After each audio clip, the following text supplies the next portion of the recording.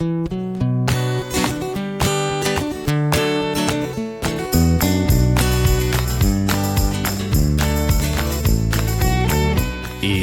the Underpowered Hour on this week's show.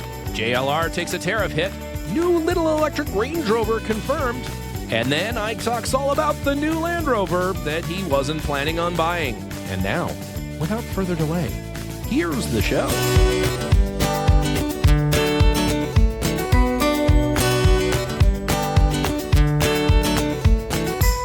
Welcome to the Underpowered Hour. I am the available 20-way massage seats to Ike's horsehair squabs. I'm the tender buttocks of podcasting, Steve Beres.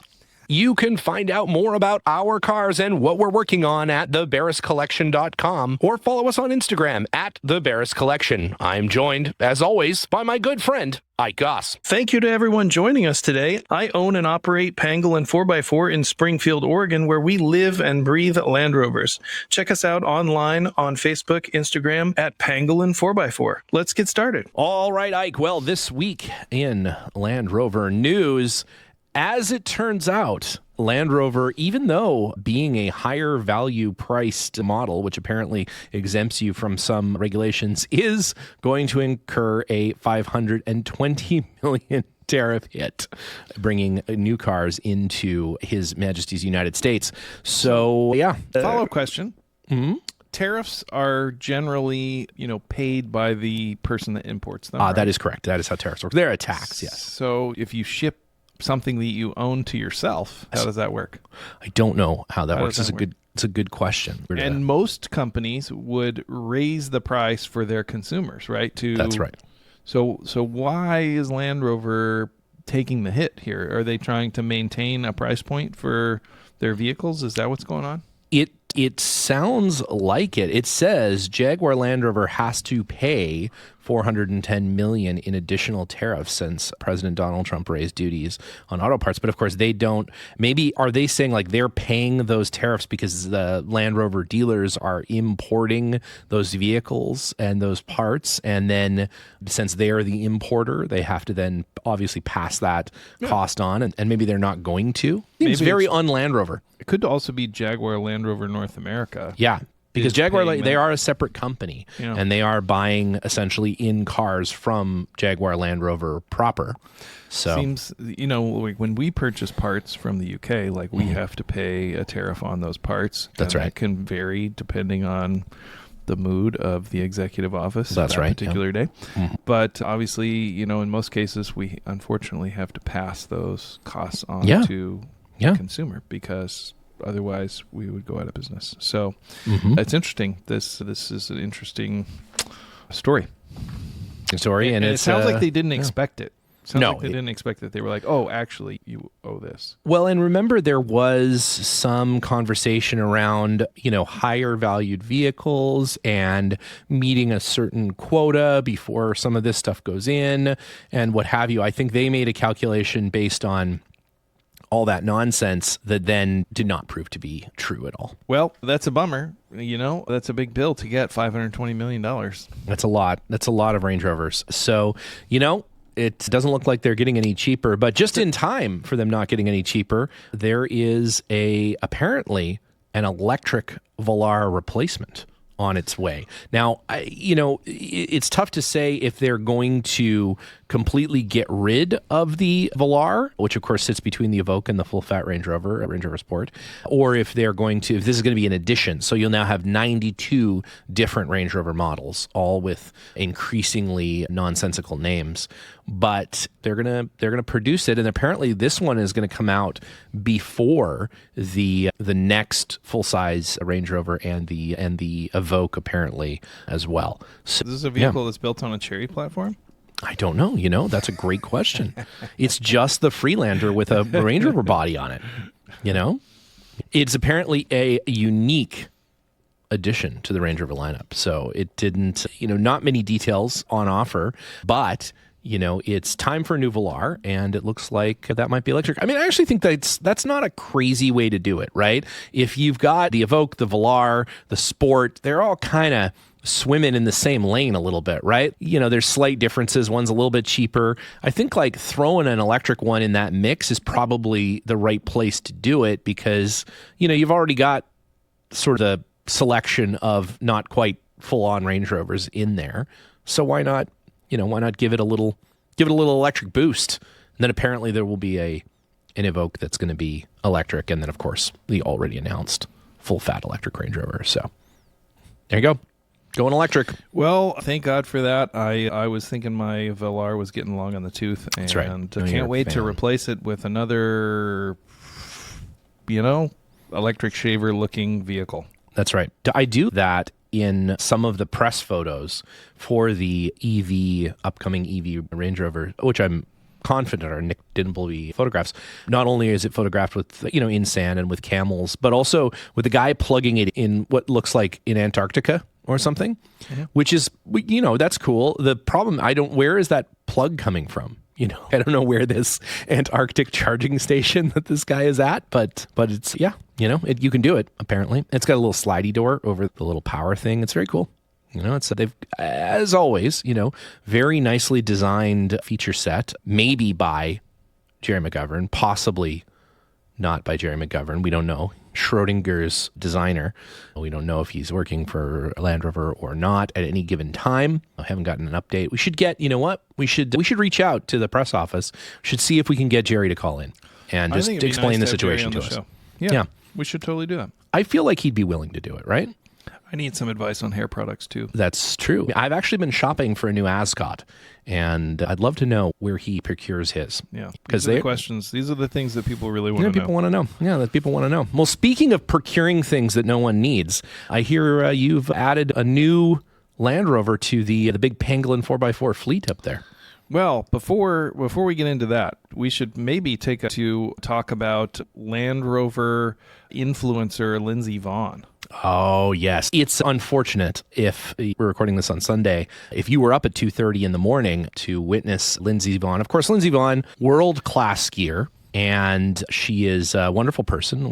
Sonny and I are working on a project with her.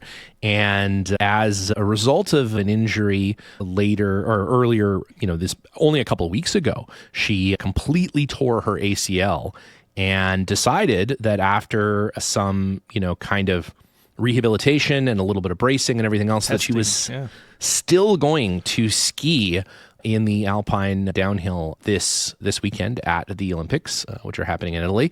And, not because of the injury, she had a pretty spectacular crash this morning. Really bad. Really bad. It was not good. And she's a Land Rover brand ambassador. She is a Land Rover brand ambassador, yeah. She's been to a few events that we've been to. But just close personal friends with Joe Eberhardt. And who isn't close personal friends with Joe Eberhardt? That guy is... You're right. He's the jolliest of Land Rover employees. He really I love that guy. He's the best of us. Yeah. No question. So it looks, in reviewing the footage here at the Underpowered Hour Sports Desk, we've determined that it actually looks like one of her poles caught on one of the gates, set everything into motion. Didn't look like, honestly, that the knee was the issue.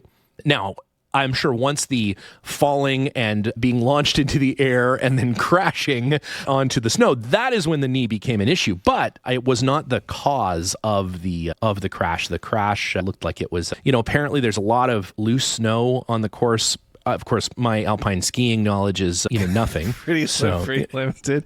Yeah, pretty limited. But here's a question: do you think that the knee could have caused her to not be able to follow her intended line, which then caused the pole to catch on the gate, which then caused the crash? Yeah, could be. But it was pretty heartbreaking. She's laying there on the snow and she's screaming and crying, and I don't know whether that was from frustration or pain from an injury or what, but it was super bummer to see anybody go out like that. Yeah, she had to be airlifted off the hill, which I'm told is the standard practice when someone can't ski down themselves. They're always airlifted off, even if they're not, in need of airlift. They just, spend that Olympic money. They don't care. When my aunt hurt her knee skiing, they just put her on one of those sleds behind the ski patrol guy. Yeah, and so you still get to go down. Yeah, you get the little tobogganing run. That's pretty fun. Yeah. So, but I guess they don't do that in the Olympics. They got a helicopter there. So I feel like I would do that as an event. Friend of the show, Steve Francis. Steve Francis. I know Steve well. Yeah. Yeah. He had a skiing injury, I think, last year. Oh no. And he had to be airlifted off of a hill there outside of Reno. It was kind of a backcountry skiing situation. And he broke his leg, and they had to shuffle down several hundred meters to get to a place where the helicopter could pick him up. But he's back in action though. He's in Japan skiing just the other day, I think. So. He's out there. He stopped by a few weeks ago and visited us here at the shop. But be careful out there on the slopes. They're dangerous. Yeah, you got to be very careful. I mean, was it Liam Neeson's wife that got a concussion and then died from the skiing, right? Hit a tree or something. Liam Neeson. He has a particular set of skills, but apparently it doesn't include skiing. Ski rescue is not one of them. So who got hurt? His wife? His wife, she died. I did not know that. Yeah. The ultimate hurt. Michael Schumacher too, right? That's right. I mean, he's he's a vegetable, essentially, from what I hear, because of a skiing accident. Yeah. How many times did that guy crash into the wall at, 500 kilometers an hour, and he was fine? But then, a quick day out on the slopes, well... I love skiing. I don't ski very often, but I love to ski. And my favorite skiing is in the trees, Yeah. Where the ungroomed areas. Oh, yeah. In the trees. I really love that. Uh-huh. I shouldn't do it. It's incredibly dangerous. No. Incredibly dangerous. People get hurt all the time doing that. It's like I always say, don't do anything physically active. You're going to die. You're going to die. Mm-hmm. There's an amazing video that I've seen of a gentleman who I think was either skiing or snowboarding, and he falls basically face down into a tree well.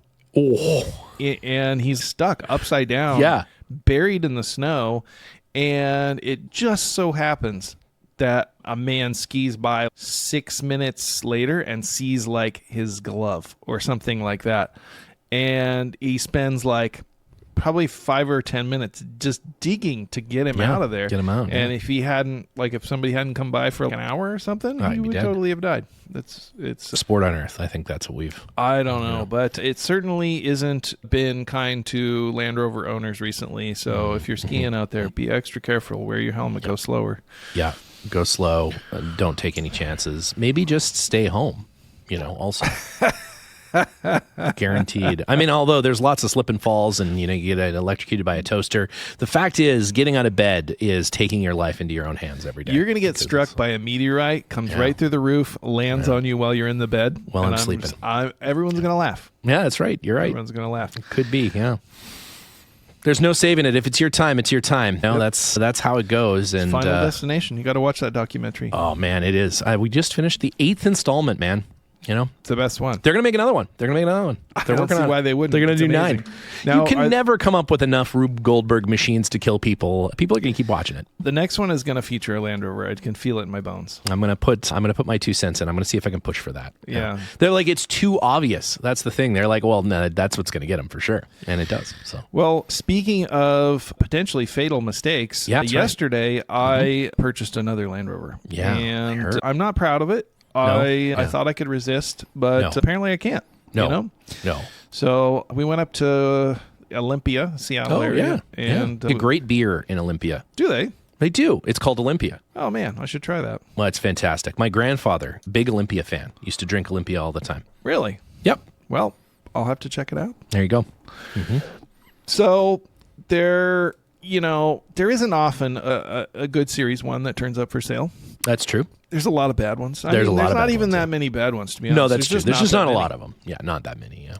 So yesterday, I went up there to get it. A few days ago, a friend told me that this car was going to be for sale, and I tried to ignore it. But I found myself looking at the images, and then just a speculative text, with a couple of questions to the owner, And before you know it, it snowballed into a trip to Olympia to go and look at it. So the owner was a customer of ours and had been for a number of years. And I had seen this car in person a while ago, and I hadn't really looked at it closely, but he had done quite a bit of work to it to get it spruced up. It was sort of a very, quintessential barn find, literally in a barn, and pretty well preserved. It's got a good patina. It's a 1951. It's a nice looking car. nice looking car. That's my favorite year. As you know. It's very similar to your car. And in fact, we should compare VIN numbers. They're probably pretty close together. It is also a 1.6 liter early 80-inch, so it's probably really close to yours, I would imagine. Yeah. Except that it has a metal top on it. It does have the metal top. It also has an original soft top hoop set. So it has both. Cool. It has both, which is kind of a cool feature. Yep. And, I looked at it and I convinced myself that this car had all the problems that I didn't need in a vehicle. Of course. It wasn't running well. It had a couple of things that, were not quite right, but overall has a good look to it. And it is a neat looking car. It's the patina is fantastic. It looks fairly well evenly worn. It's got the side indicators on the wings. It's got all the little bits that you'd want. It's pretty cool, and that is maybe one of my favorite eras of Series 1, or iterations of a Series 1, I should say. The headlights through the grille, 1.6 liter, 80-inch, like very similar to the car that you have. I do really like that car. The small badges, all those little details that those early cars have. So I was like, well, probably won't find another one maybe quite as nice as this one, and maybe I will, but this one will have to settle for now. It's pretty good though. It's pretty good. I've got a bunch of work to do on it that I don't have time for, and of course. I'm looking forward to tearing apart a completely perfectly just driving car to make it very marginally better and do things that no one will ever notice except for me. That's right. That's what you do. That is your... Yeah. If I do a good job, no one will ever notice that I've done anything. No one will that's care. right. But it'll be a good running car, because it is. How's its running? How's its driveline and stuff? Like, it's shifting okay? It's braking okay? No, it's not doing any of that stuff really well. It is not running well. It appears to be running on 3 cylinders for some unknown reason, and it has some previous owner, little things that are good, like the oil pump adjustment screw. I do, yeah. You know how it's supposed to be mostly threaded into the oil pump? Yeah. This is 2 inches of exposed threads. That needs to be investigated. Yeah, that's not seem right. The part that holds the oil pump in, there's a little set screw and lock nut, and that's been replaced with just some plumbing fittings or something. Oh, of course. But on the bright side, it has all the right hardware. All the, Whitworth fasteners are there. Ooh, nice. And it has all of the correct date stamp wheels and the correct engine ancillaries and, the gauges. Everything works. Right. All the lights work. And it's nothing but it all works. Yeah, it all works. But, it definitely needs some ironing out to get it doing its best. But it's got a lot going for it. And a lot of the things that are really difficult to make right on those cars is right. And the mechanical stuff, we can sort that out. Yeah, that's just a little deferred maintenance, no big deal. So it's a cool one. And, they only imported 300 something of those in 51. And only a portion of those are those early ones. Very so few, 150. Less than 100, like 100 and change, And how many of those are like in good condition? Who knows, Very rare. So it's a great car. It's just a great car. It'll be cool. And like the first real year of getting actual Land Rovers into the United States. Totally. Everything before that was, it's a little gray, but that's like the real deal. It's like the launch car. Yeah, pretty cool. It really cool. is, and I think a lot of those were built in late 1950. So this one was like a November, December of 1950. Ooh, mine's December of that's. It's got to be close. Mine's 1277. What's yours? Yeah, don't remember off the top of my head. I can look it up. Find out. But that's cool, man. That's great. That's right there. That's neat. That's really neat. And that roof, is that an original factory? That is the original top. It's the original top of the car. Oh, cool. So wow. Interestingly, it also came with some original paperwork from the early 50s from the, I'm assuming the original owner. It has a title that's dated 1954, so I don't know if that was the original owner or the second owner. But when it got sold. It has that stuff, and it has they recorded the original engine number, like some original stuff that you don't often get with a vehicle. So that's kind of cool. It has some nice Avon traction mileage tires on it. It's got some good seats, and it's nice. It came with an extra soft top too. But the hard top, a lot of the hard top 80 inches, for those that you don't know, they tend to preserve the interior a little better. The gauge is a little better. Like that stuff tends to survive better than the soft tops, because the soft tops, of course, rot away. Yep. And then it's outside, and they're also they start off a little more outside. than a hardtop. The outside, not entirely inside. Let's be totally honest, but a little more outside. Totally. A little more outside on the inside. So I'm looking forward to getting it all dialed in and driving nice and using this summer maybe. Man, I love 51s, absolutely, especially 1.6 liter. That's my absolute favorite. It reminds me, I'm gonna get the headlight replaced on mine. I noticed the headlight is completely exploded on the passenger side of my. How'd you manage that? 80-inch. I don't know. I just noticed it didn't turn on one day, and I went over to look at it, and it's just like a black smoke monster was released inside of it. So Stephen, not everything that's glass can go in the microwave. That's I figured that's how you recharge the bulbs. You just trying to make some soup. Just trying to make some soup, They're just a delicious. They're a great container for soup. Much like people would use the grill on the Land Rovers as a barbecue mesh, which we all know the health benefits of heating a galvanized surface and then eating things that were in contact with it. But also the headlight glass can be used as a soup bowl. Halogen, underrated flavoring for soup. It's true. Yeah, it's true. Just a little like barium, in there, whatever.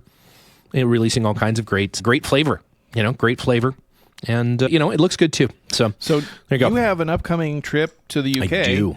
And you're gonna look at some cars. I am going to look at some cars. I'm going to look at some car owners, one of which being the fabulous Mr. Nick Dimbleby and our good friend, John Masters. We're going to spend some time. Probably there will be Freelandering. I'm not sure.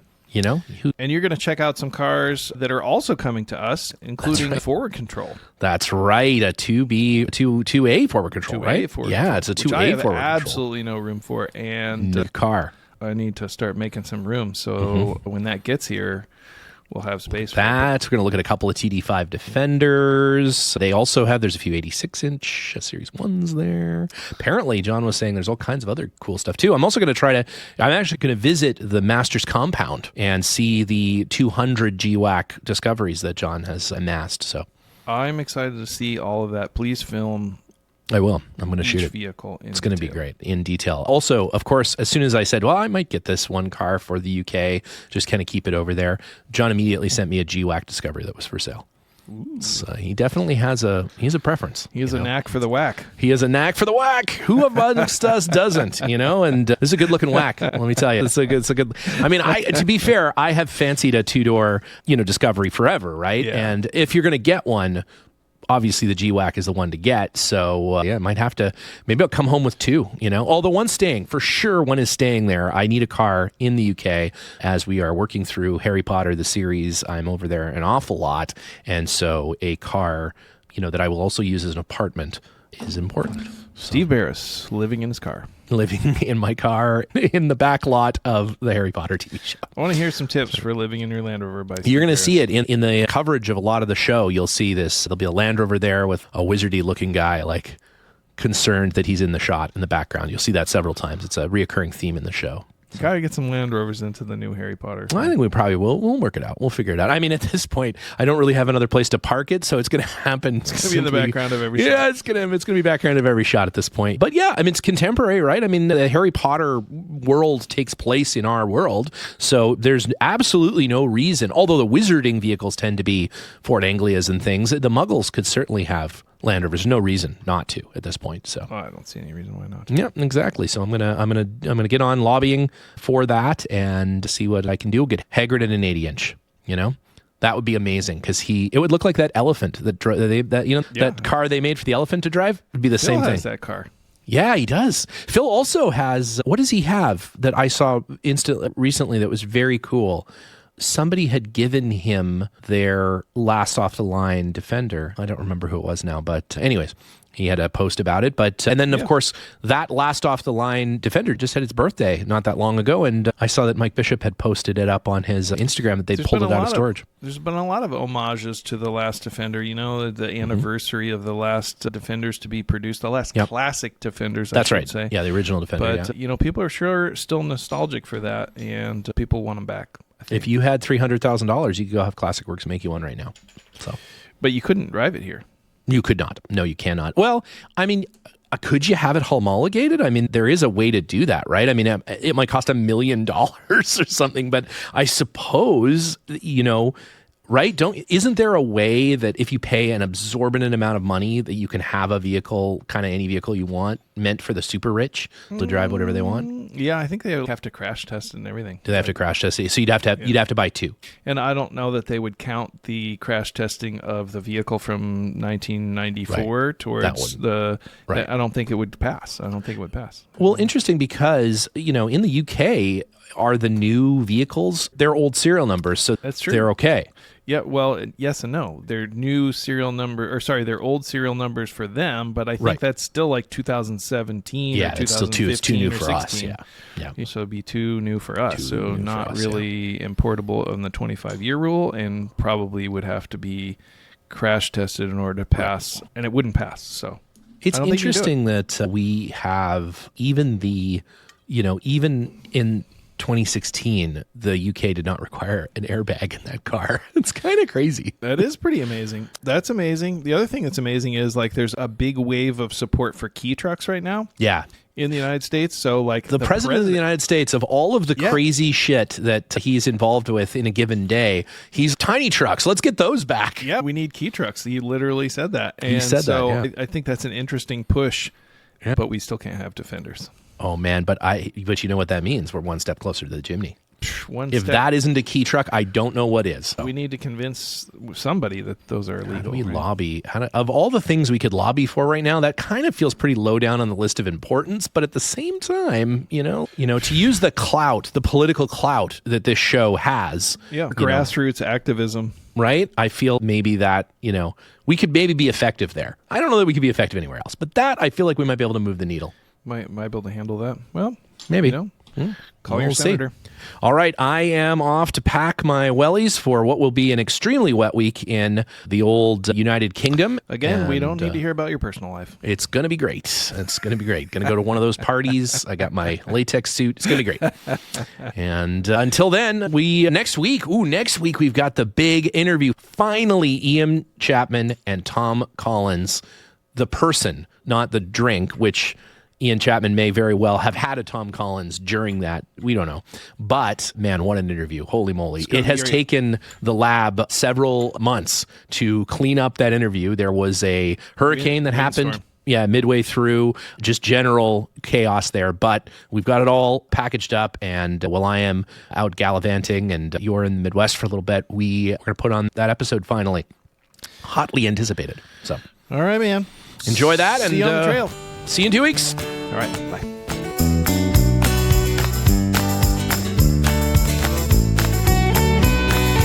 The Underpowered Hour is produced by Liza Beres, Ike Goss, and me, Steve Beres. Pavel Svardov composed and performed our theme music. Consider supporting the show on Patreon, and if you already do, thank you. Your support makes the show possible. For even more, check out our Instagram or Facebook.